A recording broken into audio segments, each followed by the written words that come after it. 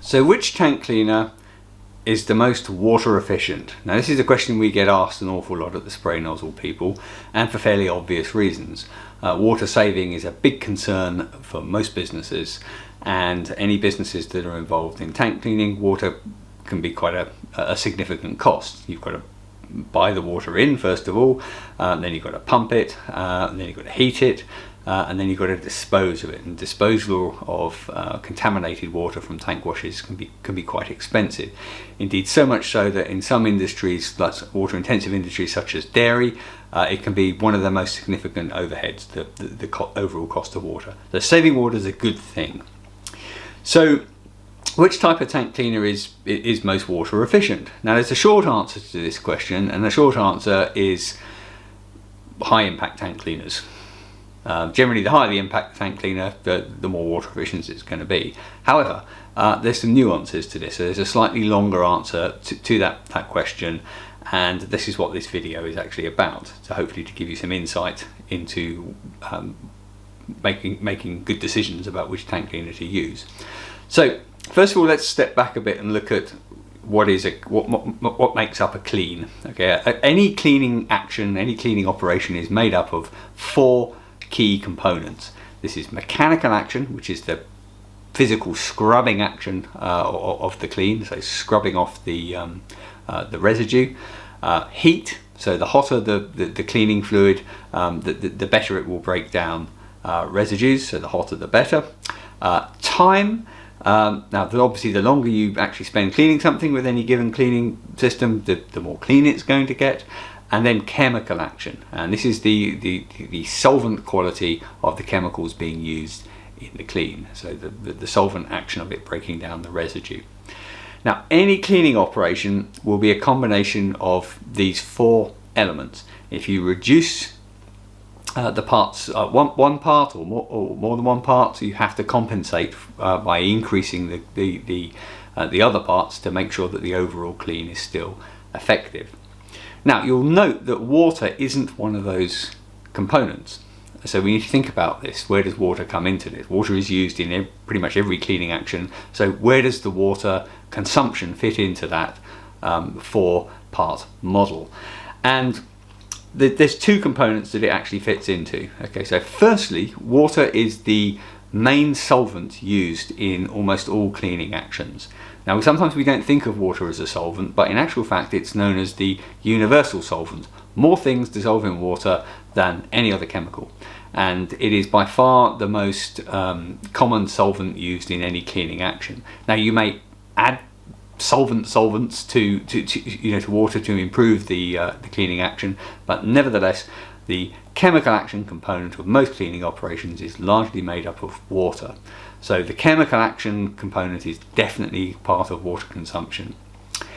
The other part of the 4 components that makes up water is time, because all cleaning systems, especially tank cleaning systems, all the time that they're on, they're using water. They're water driven, they're using water as the cleaning medium, or using water to deliver the other solvents to the tank wall. So all the time they're on, they're using water.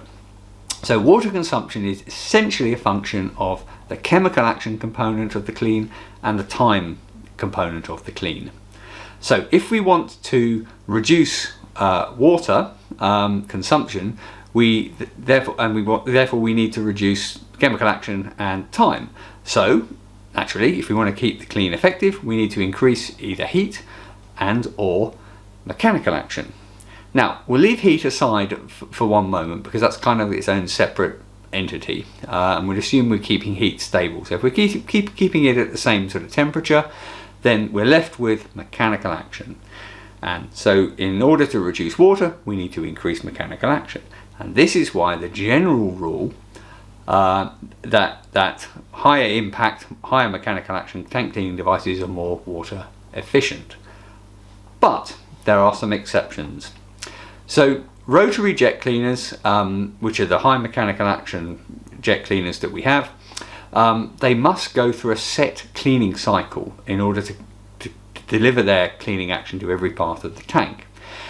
This is unlike spray balls and spinners, which are low mechanical action tank cleaners and so inherently less efficient.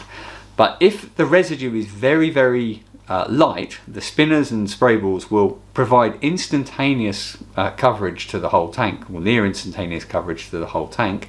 And if that residue only takes, say, a couple of minutes to actually come off, then the rotary jet cleaner in the same tank, even though it may be more water efficient overall, still has to maybe go through a 5, 6, 7 minute, 10-minute cleaning cycle just to get its cleaning to every part of the tank.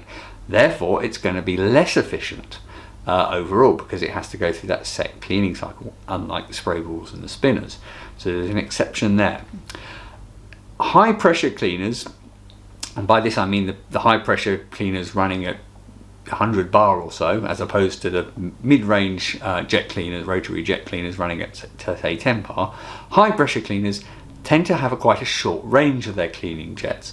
So when we're looking at very large tanks, the high pressure jet cleaners may need to be moved around within the tank. So, and they have to go through their set cleaning cycle in each stage of the clean. Now, apart from the hassle of actually having to move them around inside a large tank so that their relatively short jets can actually reach each part of it, you've then got to double up the cleaning cycle time. So you're doubling up or trebling up the time component, which is a key component in water consumption.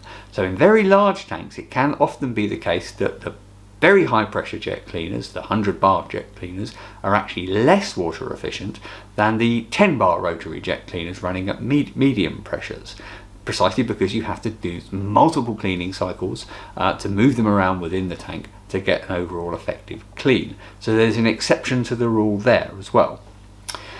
Now, obviously, any water savings that you do achieve through increasing the mechanical action through having superior tank cleaners needs to be offset against the additional energy needs and hardware associated with running those higher pressure, higher mechanical action systems.